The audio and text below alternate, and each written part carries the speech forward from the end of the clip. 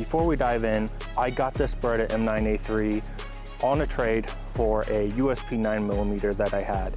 And I honestly thought that I would do a video on this gun and then I would end up selling it. But as I've shot this gun, I have fallen so much in love with this thing. I shoot it so much better night and day to my older Beretta 92G, and I shoot it better than my P30L, my VP9. I compared it back to back with other 9mm full-size handguns that I own, and I've slowly been selling off those guns, and I replaced another one of them with another M9a3.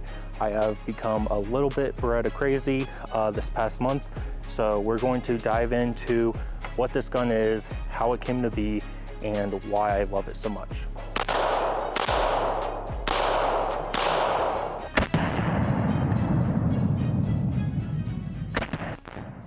Now, it's impossible to talk about the M9a3 without talking about the contract that this gun was designed for. So to replace the existing Beretta M9, the military created the XM17 modular handgun trials. And you had a ton of manufacturers like CZ, FN with their 509, Smith & Wesson, SIG, Glock, all these manufacturers competing for this massive contract to become the next sidearm of the United States. And Beretta's entry was this M9a3. Now, as we already know, in 2017, the US officially adopted the SIG M17 and M18 as the official sidearms of the United States. SIG came in at over $100 million under the competition, and they are the only handgun that has been adopted without undergoing the heavy endurance phase of testing. So there were some protests and some lawsuits over this decision, but ultimately SIG Sauer is the handgun that we are using today.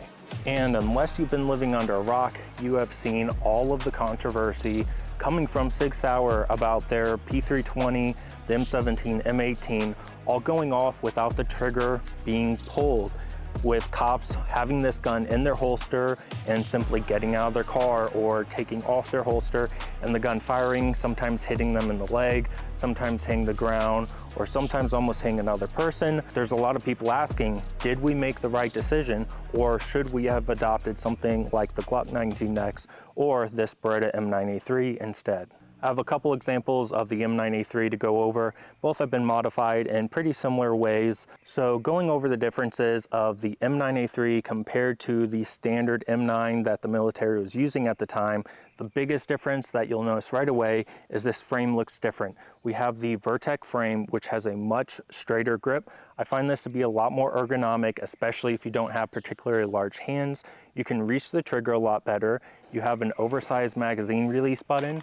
So in combination with the frame, you can reach that a lot better. You'll notice that the FDE Cerakoted barrel has been replaced with just a standard black Beretta barrel. I was going for kind of a two-tone black and peanut butter look on these guns. We've also replaced the hammer with the skeletonized hammer.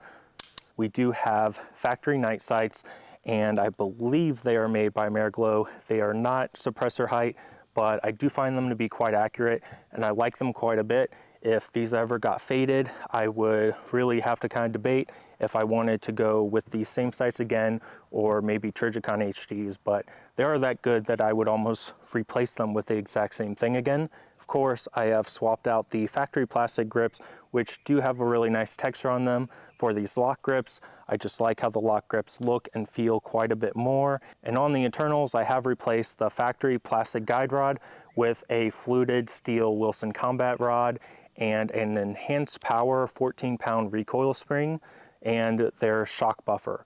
So that's a pretty affordable upgrade that I would do just for the peace of mind. The M9a3 is also one of the last models that I've seen made in Italy. So the M9a4 and a lot of the 92 GTS, 92X and stuff like that, I've seen that those are made in Tennessee, and there's nothing wrong with a US made Beretta. My older 92 is a US made gun, but I find the quality control of the Italian guns and some of the fin finish is just a little bit nicer. If it matters to you having an Italian made gun, then the M9a3 is definitely going to be your pick. If you've never shot or handled any Beretta before, I will note that the slide is incredibly smooth on these guns, especially one that is well broken in. It feels like it's gliding on ball bearings. Very satisfying. The trigger is also very nice.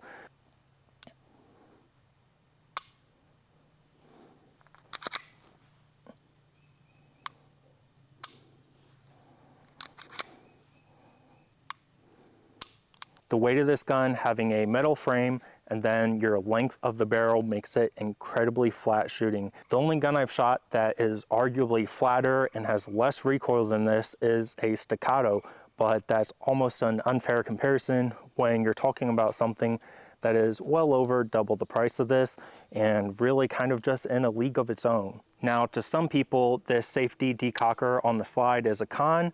For me, it's an advantage because I really like how there is nothing on the side of the frame, and it allows anybody to get any grip that they want and find that perfect feeling grip with nothing being on the side to obstruct their thumbs or be in the way of their hand.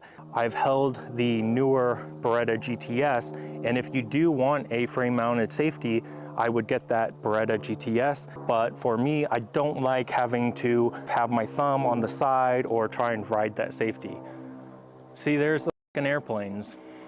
Now, like any gun, there are some cons, and it's very interesting that a lot of the cons can also be seen as pros depending on how you're using this gun. Part of what makes this gun shoot so well is the weight and the size of it. And unfortunately, that means this gun is pretty bulky and heavy. If you were to carry this with you every day as a duty weapon or something of that nature, it would probably get pretty uncomfortable pretty fast compared to a polymer gun. This is in similar size and weight to my USP 45 Tactical. The barrel length is exactly the same. So we're talking about a pretty large gun here. These are also discontinued now, so you can only buy one used in whatever condition, and from what I've seen, the new ones still sell for quite a pretty penny. I saw a black model, which is pretty rare compared to this FDE one, and it sold for $1,300 on Gunbroker. So if you really want a black gun too, that's going to be very expensive. You also do not have a optic mount of any kind, so you can send this in a Langdon Tactical, thankfully, and for $375, he will cut it and refinish the slide. But that's not cheap, and I have a couple of these, so to buy RMRs or some other optic and to send both these in, I'm looking at well over $1,000 for all of that. You might say, why not buy the M9a3 because it already has a cut, right? Well, those are made in Tennessee in the US. So if you want an Italian gun, you're going to go with this M9a3. The M9a4 also has a optic mount, but the plate sits very high. Langdon cuts his a little bit different. They sit quite a bit lower and closer to the barrel. So the factory mount, with all the weight being up a little bit higher, you're going to feel that additional reciprocating mass up high, and it's going to make the gun feel like it has a bit more recoil than it would if you had a lower mount. Now, since the M9a3 wasn't adopted by the military, it's a little bit difficult to find holsters for this. A lot of regular 92 holsters will probably work. You would have to try and fit, but if you're mounting a light, it's a little bit more difficult. I found someone on Reddit that mentioned a couple holster models that would fit. I had to search on eBay and kind of do a little hunting to find them. This is Safariland, so it does have the adapter there on the back, which I really like. You have the hood for retention, and if you did cut this for an optic, obviously the optic would not fit. You could probably take a Dremel and modify it, but this is your retention system here. So you would have to get rid of this, and then you would only have friction holding the gun in place. So that's up to you if that is something that you want to mess with. Otherwise, you might have to find a custom holster. This is the other holster that I found, and it is very similar. It has some wasted space down here at the bottom, but it does fit with this light and probably other slightly larger lights. For a large and kind of bulky gun, you have a holster that's even larger and even bulkier. You can also get a Blackhawk Omnivore X300, and they do make adapter plates that you could get if you still wanted the QLS fork.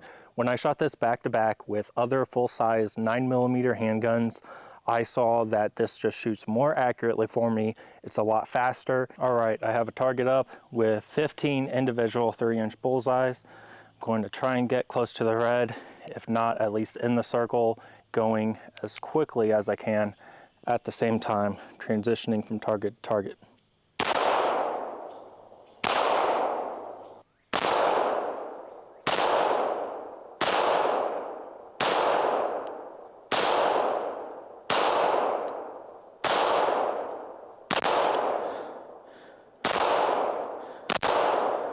And especially if you're in a stressful situation where you're shooting a bit more rapid, that's when this Beretta really shows how much better it is. So it's replacing a lot of my other 9mm guns.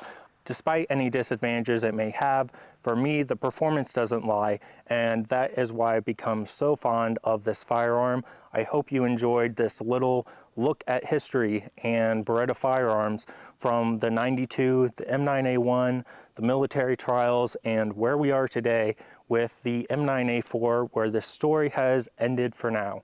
And that is all I have for you today.